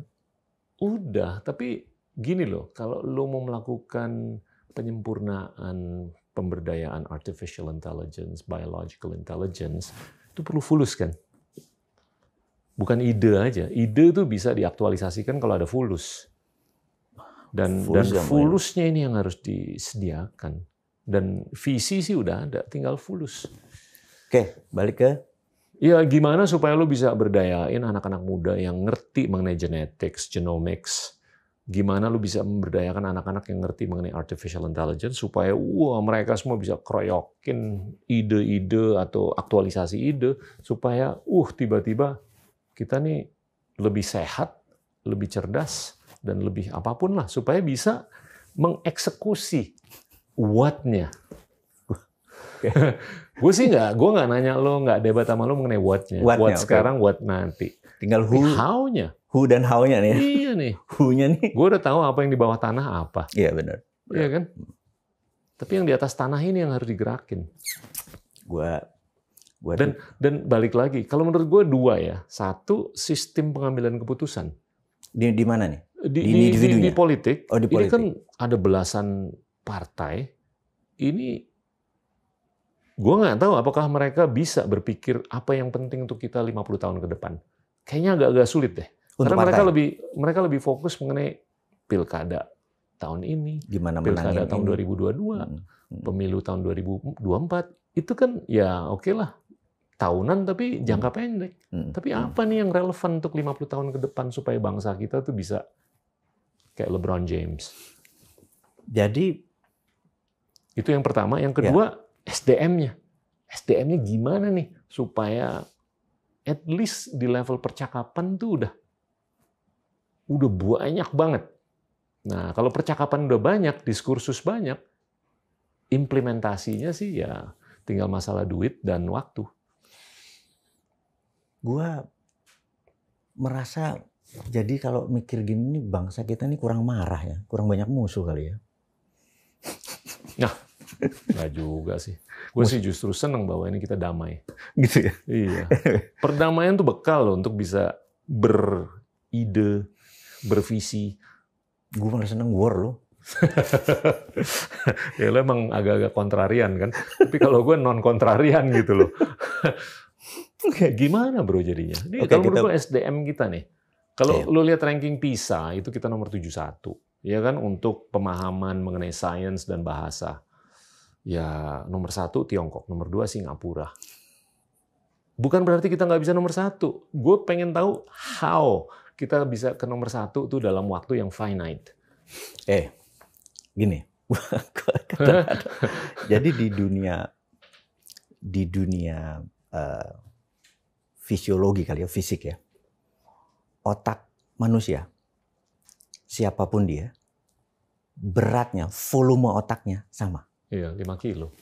Jadi 1,5 kilo. Kepala 5 kilo, otak 1,5 kilo. Mau mereka dari ras Caucasian, bule, Negritos, atau Oriental seperti kita, ukuran otaknya sama. Iya. Panjang neuron sarafnya sama. Gitu ya. Utilisasinya beda. Nah itu. Tapi ada 4% manusia yang kita bilang tidak sama karena dia chemical imbalance. Dia misalnya ADHD, misalnya dia autism, dia betul. Seperti itu. Ada 4%. Yang 96% ini manusia sama, size-nya sama, panjang neuron saraf sama, volume otaknya sama, speed-nya, kecepatannya, dan memorinya sama. Jadi kalau kita balik secara hardware, yang namanya humankind sama. Gitu ya. Ras kita sama soalnya. Tapi ada yang membedakan kok dia bisa lebih powerful, dia lebih dominan, dia lebih sehat, dia lebih bahagia gitu kan. Orang Nepal tingkat kebahagiaannya tinggi banget. Secara materi dia tidak kaya. Itu kan ada surveinya. Di Finland ada the happiest country in the world gitu ya. Nah, jadi yang membedakan bukan hardware. Yang membedakan adalah software. Ini yang kita mau bicara bahwa software itu man-made. Jadi hardware is God given gitu ya. Nah, kita bicara ke software. Cara memprogram diri sendiri, itu menentukan langkah kita ke depan. Jadi gua di dalam memprogram diri gua itu kalau kata Michael Jackson, if you wanna change the world, you have you have to start with a man in the mirror, gitu ya. I'm starting with the man in the mirror, gitu ya. One of my favorite songs. Iya kan?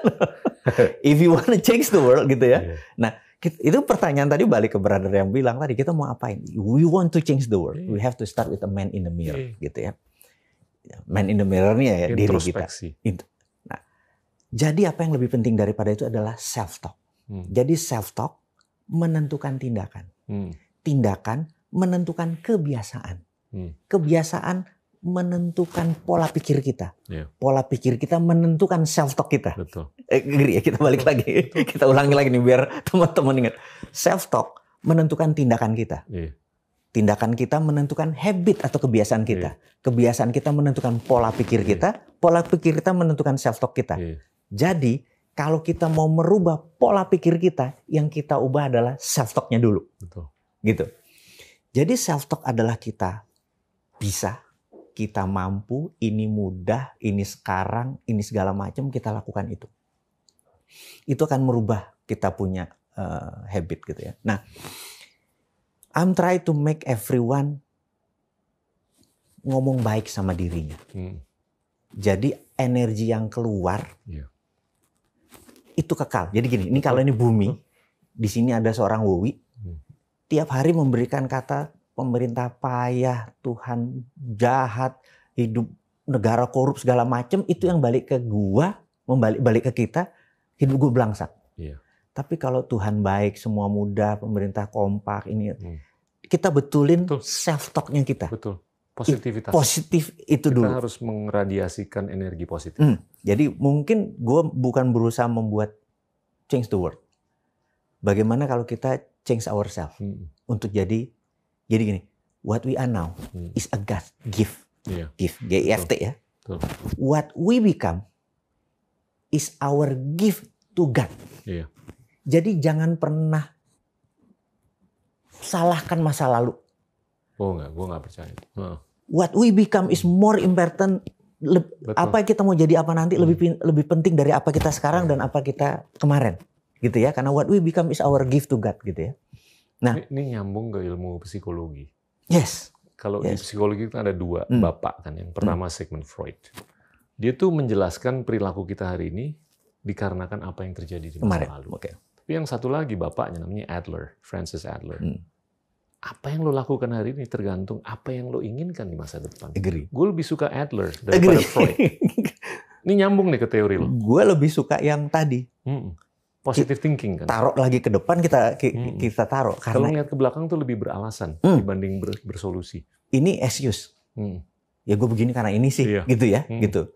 Jadi bahkan gue sekarang bisa berani ngerubah bahwa kenapa gue terlahir di keluarga itu. Kan ini blame akhirnya kan.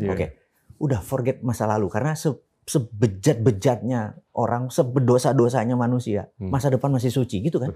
Ya kita ngomong depan aja deh gitu. Nah, karena itu gue terlihat seperti orang halu. Gue terlihat seperti seorang pemimpi. Karena gue taruh di depan semua. Itu yang gue harap adalah ini bisa. Jadi gini, gue taruh di depan bahwa Indonesia punya mineral. Gue taruh di depan bahwa Indonesia mengontrol geostrategi yang sangat bagus. Taruh di depan semua barang ini bagus. Yang gue harap adalah dari kita ini adalah, perlunya apa? Change yourself. Change yourself, gitu ya. Untuk sepadan, untuk memantaskan menerima itu. Jadi mulai sekarang, gimana kalau kita sepakat di media sosial, mungkin perlu dikontrol kayak zaman dulu.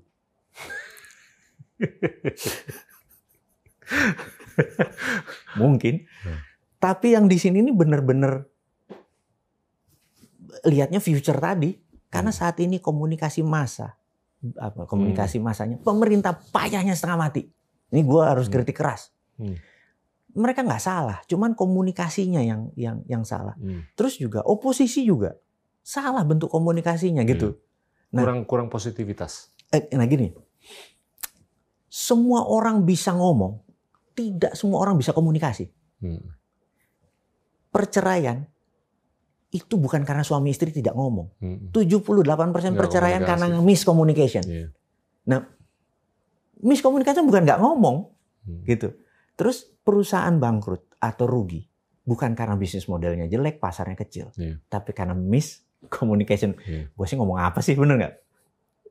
Ya kalau bosnya punya kayak gua global, unstructured, anak buahnya structure dan detail. Dia memerlukan contoh. Ini sebenarnya contoh komunikasi ya. Anak gua yang nomor 1 global. Bini gua detail. Waktu dia remaja, bini gua bilang, kamu ini udah cewek, udah remaja kok bangun tidur bersihin dong gitu.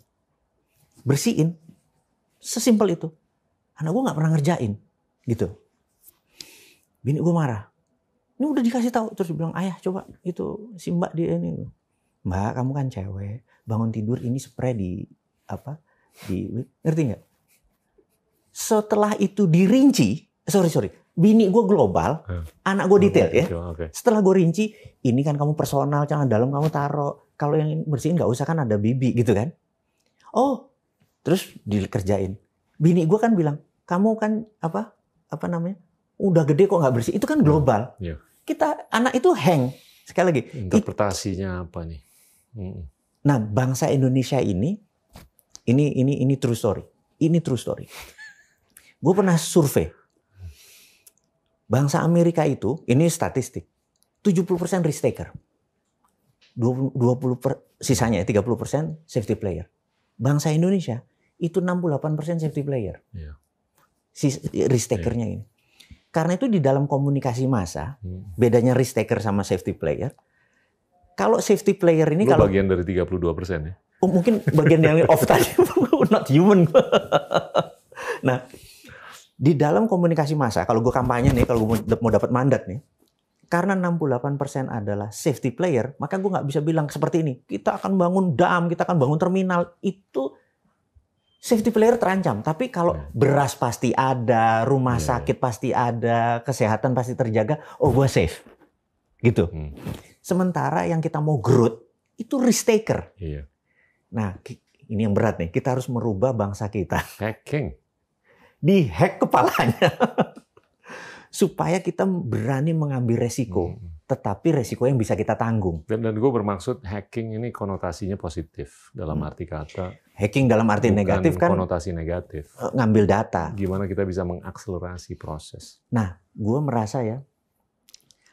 Kita tahu pertama kali hack pertama adalah mengambil data negatif. Mengambil data negatif. Nah, bisnis hack organisasi gue ini. Kita tidak mengambil data. Tidak nyolong data. Kita tidak nyolong data, tapi kita memanfaatkan potensi. Jadi contohnya kan ada 5 juta follower kita di sosial media, belum tentu semua suka kita juga gitu. Terus ada 1 juta viewer, jadi YouTube sekitar 500-400 ribuan per hari, Facebook sama IG total 1 juta 1,1. Jadi kalau kita TV nasional kita ratingnya 1 gitu ya, sama lah dengan Net TV gitu. Nah sementara ongkosnya sebuah TV swasta sendiri agak triliunan gitu ya. Kita cuman segitulah sebulan gitu. Nah, kita suka naruh iklan, brother. Naruh iklan. Jadi ada iklan di Naran, iklan Sananta, iklan buku segala macam tiap 3 detik sampai 5 detik. Jadi ada squeeze frame, ada yang ada running text, ada yang banner gitu ya. Itu ternyata bisa angkanya 8 sampai 10 miliar sebulan. Gitu. Itu yang kita menganggap itu nge-hack sebenarnya. Gitu. Karena kenapa di-hack? Karena itu reputation. Itu kan di-repeat, orang-orang penasaran nih buku apa sih ini gitu ya. Dibeli walaupun dibeli judulnya dibuang gitu. Tapi itu membuat reputation. Nah, balik lagi ke negara. Negara yang melakukan hacking pertama adalah China. Gue mau cerita mungkin di end of the game kita hari ini. Iya, ini udah lama nih kita ngobrol, seru banget. Gue merasa China, kita gini, kita tiru Cina, bukan ikuti Cina. Bedanya niru sama ngikuti. Apalagi ngikuti maunya Cina. Kalau ngikuti maunya Cina itu seakan-akan GBHN kita ikut GBHN dia gitu kan. Gitu. Tiru Cina ini pertama kan Cina itu adalah imitating country. Pragmatis sekali mereka. Gue nih kalau dapat mandat apa yang gue lakukan? Lo ngopi Louis Vuitton, Hermes segala macam, I don't care. Gue pura-pura nggak tahu. Oh iya, nanti ditangkap 1, pura-pura nanti bebasin lagi gitu.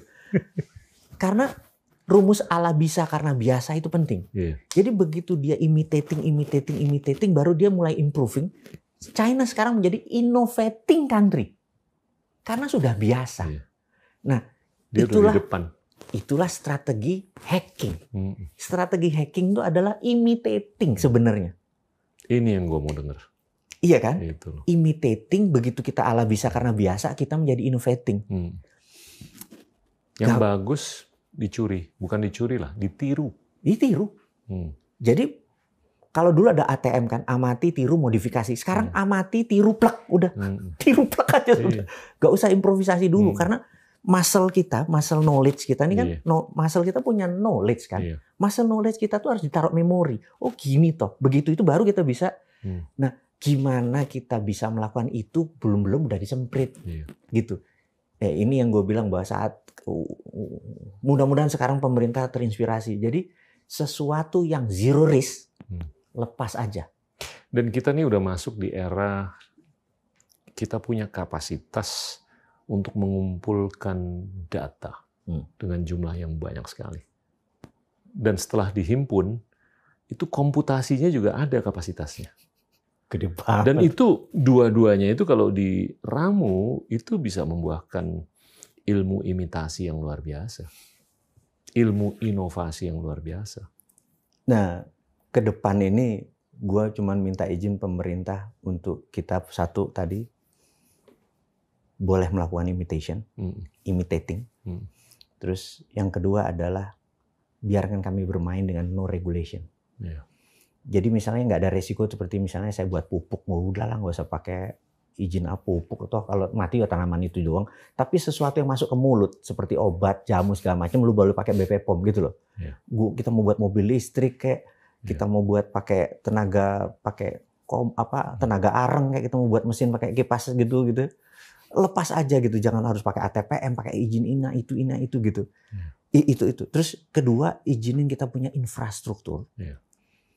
Jadi Cina itu nggak perlu Facebook karena udah ada Weibo, dia nggak usah punya Uber, dia punya Didi Sucing gitu ya. Nggak usah punya Amazon, dia udah punya Alibaba. Nah, ini harus diprotek. Jadi gini, kalau ada anak kita buat Google, negara kalau perlu yang promote, contoh promote ini nih, contoh nakal nih, ini ada Menko Kominfo, mudah-mudahan denger ya, Kominfo, sekali-sekali Google dimatiin 2 jam gitu kan. Terus jadi mati ya udah pakai produk Indonesia tadi. Terus kadang-kadang Agoda matiin 2 jam, Booking.com matiin gitu ya, supaya Traveloka jalan, supaya yang lokal-lokal jalan gitu. Pura-pura nggak tahu, mati ya gitu. Negara turun. Nakal sikik lah gitu. Ini harus diedit nih. Aduh. Anyway. Otak kita kan konslet gitu. Bro, ini udah panjang nih. Ya. Ada kata-kata penutup? Menarik soalnya. Ada di akhir penghujung diskusi kita nih saat ini. Gue ada masalah dengan anak-anak milenial dan generasi Z. Urusan membaca. Bahkan sejarah dan literatur lokal juga tidak dibaca. Mungkin gue harus cerita 1 menit sedikit. Jadi suatu hari gue cerita tentang Datuk Maringgi. Datuk Maringgi itu naksir Siti Nurbaya. Kemudian bapaknya Siti Nurbaya itu dikasih uang pinjaman. Padahal dia tidak punya kapabilitas untuk ngelola. Akhirnya terjadilah mismanagement, nggak bisa bayar dia. Datuk Maringgi bilang, udah anakmu buat saya, gitu kan? Nah, itulah yang dilakukan Cina sekarang. Datuk Maringgi ini pengen sumber daya alam Indonesia. Diberilah kita dengan banyak-banyak itu. Yang jadi masalah di Indonesia, Datuk Maringginya 2, 1 Amerika, 1 Cina. Ada 2, 1 Amerika, 1 Tiongkok gitu kan? Datuk Maringgi 1 ya kita mati.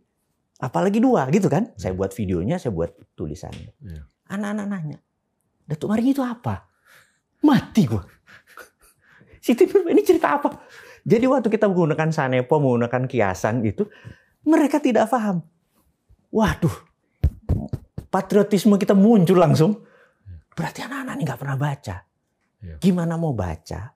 Karena anak-anak sekarang sudah terlalu banyak dengan informasi. Jadi kita nih Dulu zaman tahun 70-an masuk 100 informasi ke kepala kita. Di tahun 80-an 300 informasi. Tahun 90-an 500. Anak sekarang baru bangun tidur udah 2000 informasi masuk ke telinga dia. Dia tidak bisa memilah. Membedakan antara fiksi dan fakta. Nggak Delusi bisa. dan fakta. Nah, jadi mungkin gue akan setelah, kan kalau di video gue ada Indonesia Menang sebelah kanan. Gue akan buat satu YouTube channel lagi yang anak Indonesia Menang. Amin. Jadi gue akan dongengin itu cerita-cerita Siti Nurbaya, Ande-Ande Lumut, Joko Tarub. Tapi sekali lagi, gue mau lakukan apa yang Jepang lakukan dan Belanda lakukan. Jepang itu nggak ada pelajaran sejarah di Jepang yang dia bilang dia pernah ekspansi. Di Belanda itu nggak ada pernah bilang dia pernah menjajah Indonesia.